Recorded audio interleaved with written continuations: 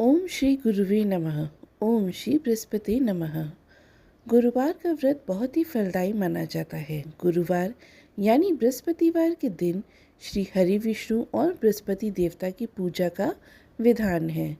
इस दिन लोग केले के पेड़ का भी पूजन करते हैं। बृहस्पति देवता को बुद्धि का कारक माना जाता है। अग्नि पुराण के अनुसार गुरुवार का व्रत अनुराधा नक्षत्र युक्त गुरुवार से आरंभ करके लगातार 7 गुरुवार करना चाहिए। इस दिन प्रातःकाल उठकर भगवान विष्णु का ध्यान कर व्रत का संकल्प लेना चाहिए और व्रत कथा का श्रवण करना चाहिए। तो प्रिय श्रोताओं, आज आपको सुना रहे हैं बृहस्पतिवार यानी गुरुवार व्रत कथा। आप सभी मन में बृहस्पति देवता का ध्यान करके कथा को पूरा सुनकर कमेंट बॉक्स में बृहस्पति देवता की जय ज़रूर लिखिएगा। बृहस्पतिवार की पौराणिक कथा के अनुसार प्राचीन समय की बात है। बृहस्पतिवार व्रत की पौराणिक कथा के अनुसार प्राचीन समय की बात है। भारतवर्ष में एक राजा राज्य करता था। वह बड़ा प्रतापी और दानी था। वह नित्य प्रति मंदिर में भगवान के दर्शन करने जाता था। वह ब्राह्मण और गुरु की सेवा किया करता था। उसके द्वार से कोई भी याचक निराश होकर नहीं लौटता था। वह प्रत्येक गुरुवार को व्रत रखता और पूजन करता था। हर दिन गरीबों की सहायता करता था, परंतु यह सब बातें उसकी रानी को अच्छी नहीं लगती थी। वह ना तो व्रत करती थी, ना ही किसी को एक भी पैसा देना चाहती थी और राजा से भी ऐसा करने को मना किया करती थी।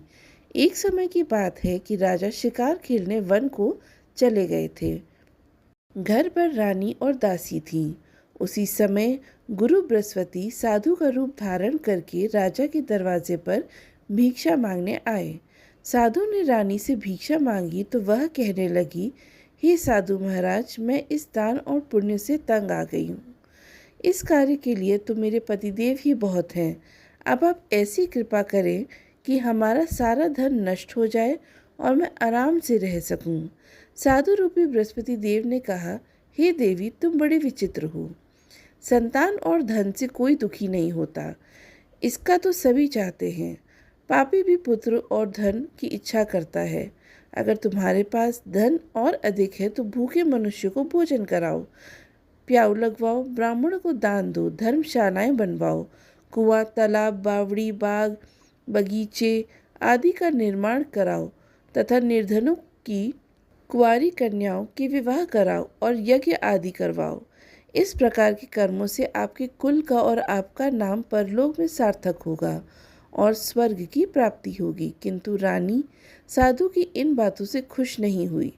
उसने कहा, हे साधु महाराज, मुझे ऐसे धन की बिल्कुल आवश्यकता नहीं जिसको मैं अन्य लोगों को दान दूं या जिसको रखने और संभालने में ही मेरा सारा समय नष्ट हो जाए। तब साधु ने कहा, हे देवी, अगर तुम्हारी ऐसी ही इच्छा है तो जैसा मैं तुम्हें बताता हूँ तुम वैसा ही करना। बृहस्पतिवार के दिन घर को गोबर से लीपना और अपने केशों को पीली मिट्टी से धोना। राजा से कहना वह दाढ़ी कटवाए, भोजन में मांस मदिरा खाना, कपड़ा धोबी के यहाँ धुलने देना। इस प्रकार 7 बृहस्पतिवार करने से तुम्हारा सब धन नष्ट हो जाएगा। ऐसा कहकर साधु महाराज रूपी बृहस्पति देव अंतर्ध्यानी हो गए। रानी ने साधु के कहे अनुसार 7 बृहस्पतिवार तक वैसा ही करने का विचार किया। साधु के बताए अनुसार कार्य करते हुए केवल 3 बृहस्पतिवार ही बीते थे कि उसकी समस्त धन संपत्ति नष्ट हो गई। भोजन के लिए दोनों समय परिवार तरसने लगा तथा सांसारिक भोगों से दुखी रहने लगा।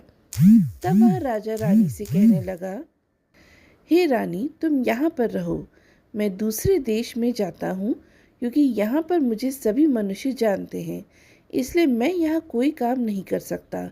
मैं परदेश जा रहा हूँ, वहाँ कोई काम धंधा करूँगा, शायद हमारे भाग्य बदल जाए। ऐसा कहकर राजा परदेश चला गया। वह वहाँ जंगल से लकड़ी काट कर लाता और शहर में बेचता। इस तरह जीवन व्यतीत करने लगा। इधर राजा के बिना रानी और दासियां दुखी रहने लगीं। किसी दिन भोजन मिलता और किसी दिन जल पीकर ही रह जाती। एक बार रानी और दासियों को 7 दिन तक बिना भोजन के रहना पड़ा। तो रानी ने अपनी दासी से कहा, हे दासी, यहाँ पास ही के नगर में मेरी बहन रहती है। वह बड़ी धनवान है। तू उसके पास जा और वहाँ से 5 सेर बेझर मांगकर ले आ, जिससे कुछ समय के लिए गुजर जाएगा। दासी रानी की बहन के पास गई। रानी की बहन उस समय पूजा कर रही थी। दासी ने रानी की बहन से कहा, हे रानी, मुझे आपकी बहन ने भेजा है। मुझे 5 सेर बेझर दे दो। दासी ने यह बात अनेक बार कही, परंतु रानी की बहन ने कोई उत्तर नहीं दिया, क्योंकि उस समय वह बृहस्पतिवार की कथा सुन रही थी। जब दासी को रानी की बहन से कोई उत्तर नहीं मिला तो वह बहुत दुखी हुई। उसे क्रोध भी आया और वह लौटकर रानी से बोली, हे रानी, आपकी बहन तो बहुत ही घमंडी है। वह तो छोटे लोगों से बात भी नहीं करती। मैंने उससे बहुत बार कहा, लेकिन उसने कोई उत्तर नहीं दिया। मैं वापस चली आई। रानी बोली, हे दासी, इसमें उसका कोई दोष नहीं। जब बुरे दिन आते हैं तब कोई सहारा नहीं देता। अच्छे बुरे का पता विपत्ति में ही लगता है। अब तो जो ईश्वर की इच्छा होगी वही होगा। यह सब हमारे भाग्य का दोष है। उधर रानी की बहन ने सोचा कि मेरी बहन की दासी आई थी, परंतु मैं उससे नहीं बोली। इससे वह बहुत दुखी हुई होगी। अतः कथा सुनकर और विष्णु भगवान का पूजन समाप्त कर वह अपनी बहन के घर आई और कहने लगी, हे बहन, मैं बृहस्पतिवार का व्रत कर रही थी। तुम्हारी दासी हमारे घर गई थी, परंतु जब तक कथा होती तब तक हम लोग ना उठते हैं और ना ही बोलते हैं, इसलिए मैं नहीं बोली। कहो दासी, क्यों गई थी? रानी बोली, बहन, हमारे घर अनाज नहीं था। वैसे तुमसे कोई बात छिपी नहीं है, इस कारण मैंने दासी को तुम्हारे पास 5 शेर बेझर लेने के लिए भेजा था। रानी की बहन बोली, बहन देखो, बृहस्पति भगवान सबकी मनोकामनाएं पूर्ण करते हैं। देखो, शायद तुम्हारे घर में अनाज रखा हो। यह सुनकर दासी घर के अंदर गई तो वहाँ उसे एक घड़ा बेझर का मिल गया। उसे बड़ी हैरानी हुई, क्योंकि उसने एक एक बर्तन देख लिया था। उसने बाहर आकर रानी को बताया। दासी अपनी रानी से कहने लगी, हे रानी, देखो, वैसे हमको जब अन्न नहीं मिलता तब हम रोज़ व्रत ही करते हैं। अगर इनसे व्रत की विधि और कथा पूछ ली जाए तो उसे हम भी किया करेंगे। दासी के कहने पर रानी ने अपनी बहन से बृहस्पतिवार व्रत के बारे में पूछा। उसकी बहन ने बताया, हे रानी बहन, बृहस्पतिवार को सूर्योदय से पहले उठकर स्नान करके बृहस्पतिवार का व्रत करना चाहिए, लेकिन उस दिन सिर नहीं धोना चाहिए। बृहस्पतिवार के दिन व्रत में चने की दाल और मुनक्का से भगवान विष्णु का केले के वृक्ष की जड़ में पूजन करें तथा दीपक जलावे।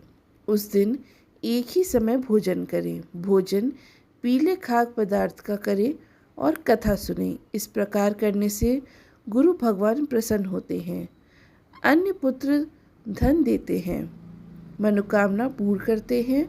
व्रत और पूजन की विधि बताकर रानी की बहन अपने घर लौट गई।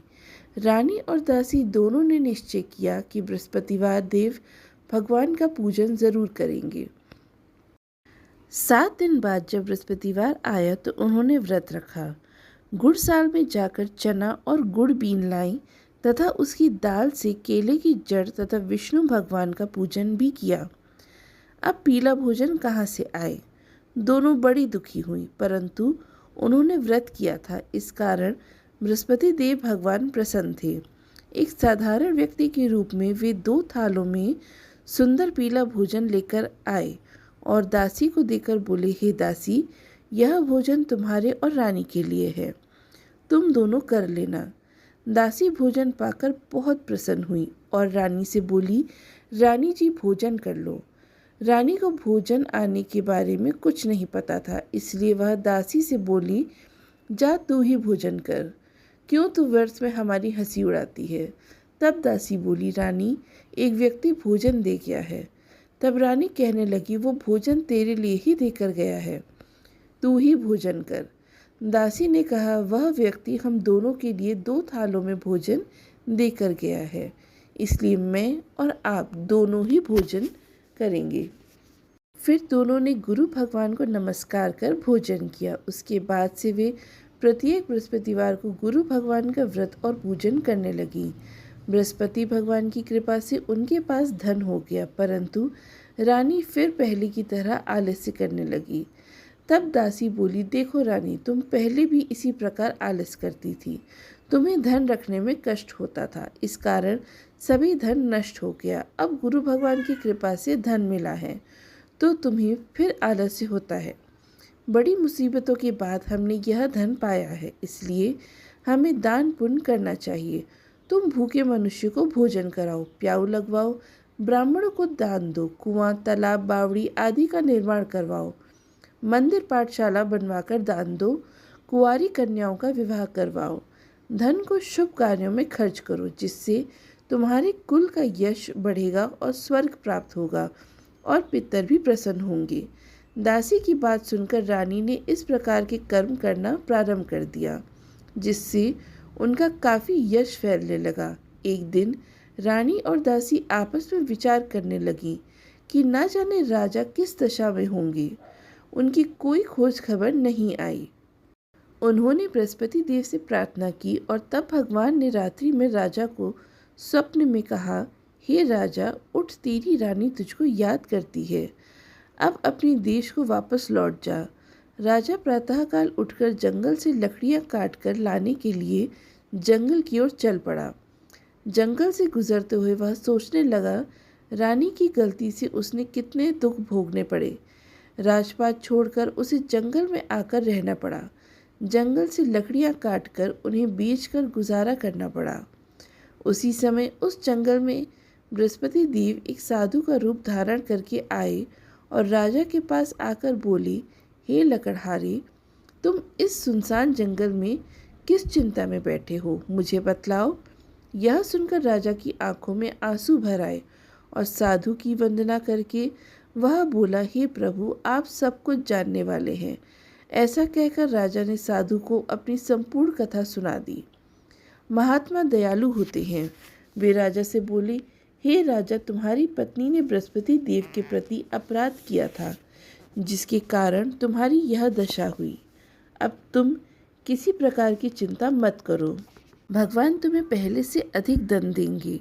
देखो, तुम्हारी पत्नी ने बृहस्पतिवार का व्रत करना प्रारंभ कर दिया है। अब तुम भी बृहस्पतिवार का व्रत करके चने की दाल और गुड़ जल के लोटे में डालकर केले का पूजन करो, फिर कथा कहो या सुनो। भगवान तुम्हारी सब मनोकामनाओं को पूर्ण करेंगे। साधु को प्रसन्न देखकर राजा बोला, हे प्रभु, मुझे लकड़ी बेचकर इतना पैसा नहीं मिलता जिससे भोजन करने के उपरांत कुछ बचा सकूं, और मैंने रात्रि में अपनी रानी को व्याकुल देखा। मेरे पास कोई साधन नहीं जिससे समाचार जान सकूं। फिर मैं बृहस्पति देव की क्या कहानी कहूँ, मुझे तो कुछ भी नहीं मालूम है। साधु ने कहा, हे राजा, तुम किसी बात की चिंता मत करो। बृहस्पतिवार के दिन तुम रोजाना की तरह लकड़ियाँ लेकर शहर में जाओ। तुम्हें रोज से 2 गुना धन प्राप्त होगा, जिससे तुम भली भांति भोजन कर लोगे और बृहस्पति देव की पूजा का सामान भी आ जाएगा। बृहस्पतिवार की कथा इस प्रकार है। प्राचीन काल में एक बहुत ही निर्धन ब्राह्मण था। उसकी कोई संतान नहीं थी। वह नित्य पूजा पाठ करता, परंतु उसकी पत्नी बहुत ही मलिनता के साथ रहती थी। वह ना तो स्नान करती और ना ही किसी देवता का पूजन करती थी। प्रातःकाल उठते ही सबसे पहले भोजन करती, बाद में कोई अन्य कार्य करती। ब्राह्मण देवता बहुत ही दुखी रहते थे। पत्नी को बहुत समझाते, किंतु कोई परिणाम नहीं निकलता। भगवान की कृपा से ब्राह्मण की पत्नी के कन्या उत्पन्न हुई। वह कन्या अपने पिता के घर में बड़ी होने लगी। वह बालिका प्रातः स्नान करके भगवान विष्णु का जाप करती। वह बचपन से ही बृहस्पतिवार का व्रत भी करने लगी थी। पूजा पाठ समाप्त कर स्कूल जाती तो अपनी मुट्ठी में जौ भरकर ले जाती और पाठशाला जाने के मार्ग में डाल दी जाती। वह जौ सोने के हो जाते तो लौटते समय उनको बीनकर घर ले जाती। एक दिन वह बालिका सूप में उन सोने की जौ को फटक कर साफ कर रही थी। तभी उसकी माँ ने देख लिया और कहने लगी, हे बेटी, सोने की जौ को फटकने के लिए सोने का सूप होना चाहिए। दूसरे दिन गुरुवार था। उस कन्या ने व्रत रखा और बृहस्पति देव से प्रार्थना करके कहा, हे प्रभु, यदि मैंने सच्चे मन से आपकी पूजा की है तो मुझे सोने का सूप दे दो। बृहस्पति देव ने उसकी प्रार्थना स्वीकार कर ली। रोजाना की तरह वह कन्या जौ फैलाती हुई पाठशाला गई। पाठशाला से लौटकर जब वह जौ बीन रही थी तो उसको बृहस्पति देव की कृपा से सोने का सूप मिला। उसे वह घर ले आई और उससे जौ साफ करने लगी, परंतु उसकी माँ का वही ढंग रहा। एक दिन की बात है, वह कन्या सोने के सूप में जौ साफ कर रही थी। उस समय उस नगर का राजकुमार वहां से होकर निकला। इस कन्या के रूप और सोने के सूप में जौ को साफ करते देखकर वह उस कन्या पर मोहित हो गया। राजमहल आकर वह भोजन तथा जल त्याग कर उदास होकर लेट गया। राजा को जब राजकुमार द्वारा अन्न जल त्यागने का समाचार मिला तो अपने मंत्रियों के साथ वह अपने पुत्र के पास आए और बोले, हे बेटा, तुम्हें किस बात का कष्ट है? किसी ने अपमान किया है अथवा कोई और कारण है? मुझे बताओ, मैं वही करूँगा जिससे तुम प्रसन्न होगी। तब राजकुमार ने अपने पिता को बातें बताई और बोला, मुझे आपकी कृपा से किसी बात का दुख नहीं है। किसी ने मेरा अपमान नहीं किया, परंतु मैं उस लड़की के साथ विवाह करना चाहता हूँ जो सोने के सूप में जौ साफ कर रही थी। यह सुनकर राजा आश्चर्य में पड़ गया और बोला, हे बेटा, इस तरह की कन्या का पता तुम ही लगाओ। मैं उसके साथ तुम्हारा विवाह अवश्य ही करवा दूंगा।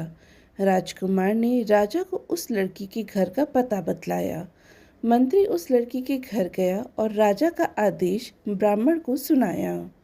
कुछ दिन बाद ब्राह्मण की कन्या का विवाह राजकुमार के साथ संपन्न हुआ।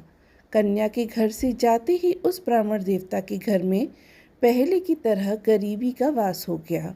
अब भोजन के लिए भी अन्न बड़ी मुश्किल से मिलता था।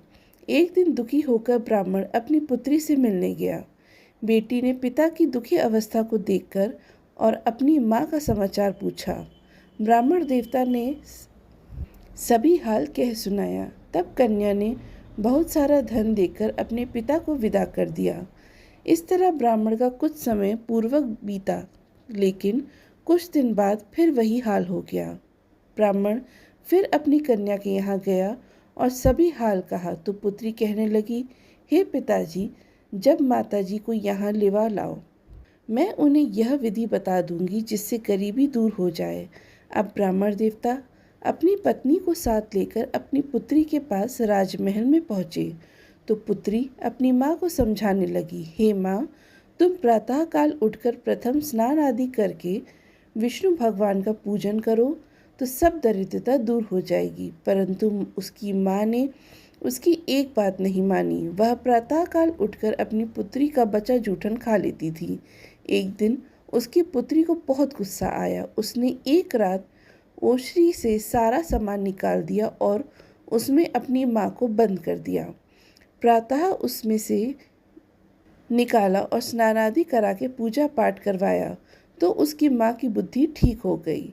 इसके बाद वह नियम से पूजा पाठ करने लगी और प्रत्येक बृहस्पतिवार को व्रत भी करने लगी।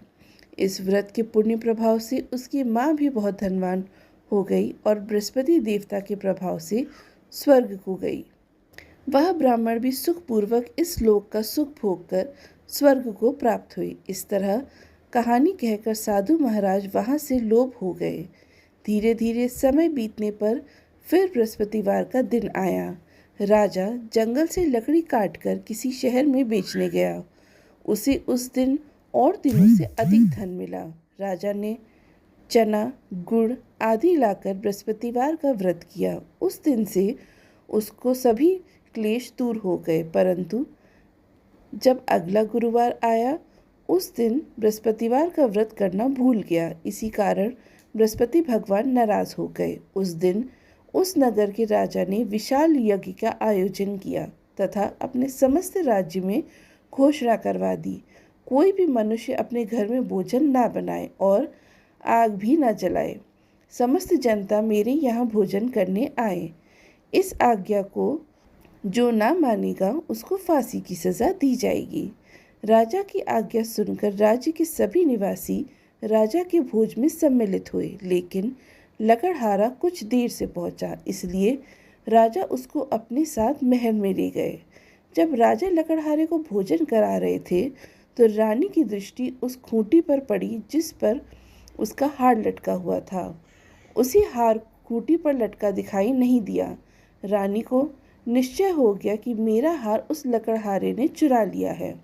उसी समय सैनिक बुलवाकर उसको कैद खाने में डलवा दिया। जब लकड़हारा कारागार में पड़ गया तो बहुत दुखी हुआ। वह विचार करने लगा कि न जाने कौन से पूर्व जन्म के कर्म हैं जिसका दुख मुझे प्राप्त हुआ। उसी साधु को याद करने लगा जो जंगल में मिला था। तत्काल बृहस्पति देव साधु के रूप में प्रकट हुए और उसकी दशा को देखकर कहने लगे, अरे मूर्ख, तूने बृहस्पति देवता की कथा नहीं की, इस कारण तुझे दुख प्राप्त हुआ है। अब चिंता मत कर, बृहस्पतिवार के दिन कारागार के दरवाजे पर 4 पैसे पड़े मिलेंगे। उनसे तू बृहस्पति देव की पूजा करना तो तेरे सभी कष्ट दूर हो जाएंगे।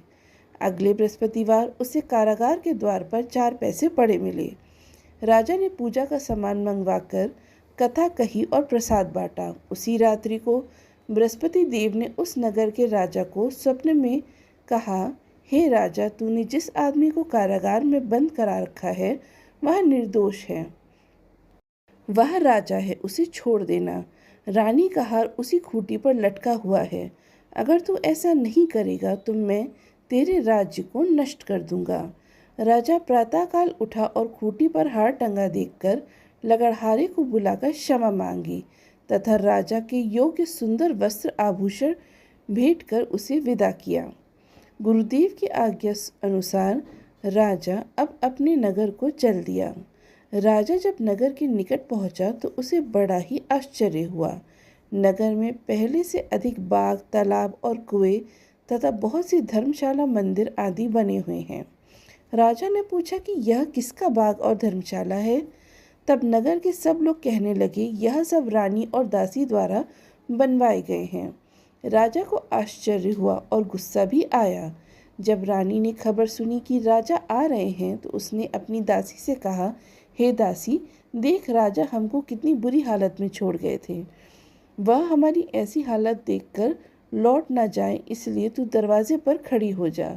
रानी की आज्ञा अनुसार दासी दरवाजे पर खड़ी हो गई। जब राजा आए तो उन्हें अपने साथ महल में लिवा लाई। तब राजा ने क्रोध करके अपनी तलवार निकाली और पूछने लगा, बताओ, यह धन तुम्हें कैसे प्राप्त हुआ? तब रानी ने बताया, हमें यह सब धन बृहस्पति देव के व्रत के प्रभाव से प्राप्त हुआ है। राजा ने तब निश्चय किया कि 7 रोज बाद वो सभी बृहस्पति देव का पूजन करते हैं, परंतु मैं रोजाना दिन में 3 बार कथा कहा करूँगा और रोज व्रत किया करूँगा।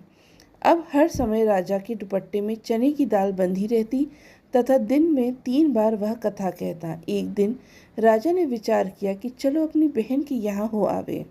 इस तरह का निश्चय कर राजा घोड़े पर सवार होकर अपनी बहन के यहाँ चल पड़ा। रास्ते में उसने देखा कि कुछ आदमी एक मुर्दे को लिए जा रहे हैं। उन्हें रोककर राजा कहने लगा, अरे भाइयों, मेरी बृहस्पतिवार की कथा सुन लो। वे बोले, लो, हमारा तो आदमी मर गया, इसको अपनी कथा की पड़ी है। परंतु कुछ आदमी बोले, अच्छा कहो, हम तुम्हारी कथा भी सुन लेंगे। राजा ने दाल निकाली और कथा कहनी शुरू कर दी। जब कथा आदि हुई वह मुर्दा हिलने लगा और जब कथा समाप्त हुई तो राम राम करके वह मनुष्य खड़ा हो गया। राजा आगे बढ़ा और उसे चलते चलते शाम हो गई। आगे मार्ग में उसे किसान खेत में हल चलाता हुआ मिला। राजा उससे बोला, अरे भैया, तुम मेरी बृहस्पतिवार की कथा सुन लो। किसान बोला, जब तक मैं तेरी कथा सुनूंगा तब तक 4 हरैया जोत दूंगा। जा अपनी कथा किसी और को सुनाना। राजा आगे चलने लगा। राजा के हटते ही बैल पछाड़ खाकर गिर गए तथा किसान के पेट में बहुत जोर से दर्द होने लगा। उसी समय किसान की माँ रोटी लेकर आई। उसने जब यह देखा तो अपने पुत्र से सब हाल पूछा। बेटे ने सभी हाल बता दिया। बुढ़िया दौड़ी दौड़ी उस घुड़सवार के पास गई और उससे बोली, मैं तेरी कथा सुनूंगी, तू अपनी कथा मेरे खेत पर ही चलकर कहना। राजा ने लौटकर बुढ़िया के खेत पर जाकर कथा कही, जिसको सुनते ही बैल खड़े हो गए और किसान के पेट का दर्द भी बंद हो गया। अब राजा अपनी बहन के घर पहुंचा। बहन ने भाई की खूब मेहमानी करी। दूसरे दिन प्रातःकाल राजा जागा तो उस देखने लगा कि सब लोग भोजन कर रहे हैं। राजा ने अपनी बहन से पूछा कि ऐसा कोई मनुष्य है जिसने भोजन ना किया हो, जो मेरी बृहस्पतिवार की कथा सुन ले। तो बहन बोली, भैया यह देश ऐसा ही है, पहले यहाँ के लोग भोजन करते हैं, बाद में अन्य कोई काम। पड़ोस में कोई हो तो देखकर आती हूँ। ऐसा कहकर बहन देखने चली, परंतु उसे कोई भी ऐसा व्यक्ति नहीं मिला जिसने भोजन नहीं किया है। फिर वह एक कुम्हार के घर गई जिसका लड़का बीमार था। उसे पता चला कि उसके यहाँ 3 दिन से किसी ने भोजन नहीं किया।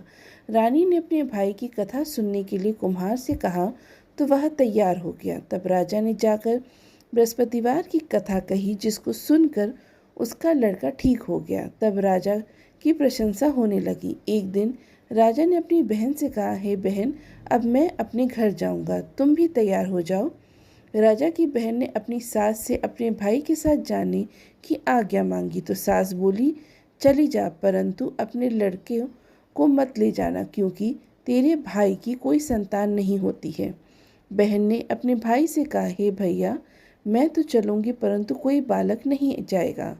राजा ने कहा, जब कोई बालक नहीं चलेगा तो तुम भी जाकर क्या करोगी। फिर दुखी मन से राजा अपने नगर को लौट गया। राजा ने अपनी रानी से कहा, हम निसंतान हैं, इसलिए हमारे घर आना कोई पसंद नहीं करता। हम निर्वंशी राजा हैं। ऐसा कहकर वह बिना भोजन आदि किए शैया पर लेट गया। रानी बोली, हे प्रभु, बृहस्पति देव ने हमें सब कुछ दिया, वे हमें संतान भी अवश्य देंगे। उसी रात बृहस्पति देव ने राजा को स्वप्न में कहा, हे राजा, उठ, सभी सोच त्याग दे, तेरी रानी गर्भ से है। राजा को यह जानकर बड़ी प्रसन्नता हुई। 9वें महीने रानी के गर्भ से एक सुंदर पुत्र पैदा हुआ। जब राजा की बहन ने यह शुभ समाचार सुना तो वह बहुत खुश हुई तथा बधाई लेकर अपने भाई के यहाँ आई। तभी रानी ने कहा, घोड़ा चढ़कर तो नहीं आई, गधा चढ़ी आई। राजा की बहन बोली, भाई, मैं इस प्रकार ना कहती तो तुम्हें संतान कैसे मिलती। बृहस्पति देव ऐसे ही हैं, जिनके मन में जो कामनाएं रहती हैं सभी को पूर्ण करते हैं। जो सद्भावना पूर्वक बृहस्पतिवार का व्रत करता है और कथा पढ़ता है अथवा सुनता है, दूसरों को सुनाता है, बृहस्पति देव उसकी सभी मनोकामनाएं पूर्ण करते हैं। जैसे रानी और राजा ने बृहस्पति देव की कथा का गुणगान किया, उनकी सभी इच्छाएं बृहस्पति देव ने पूर्ण की। मनुष्य को हृदय से उनका मनन करते हुए जयकार करनी चाहिए। प्रेम से बोलिए, बृहस्पति देव देवता की जय। यह थी बृहस्पतिवार व्रत कथा। अब सुनिए आरती।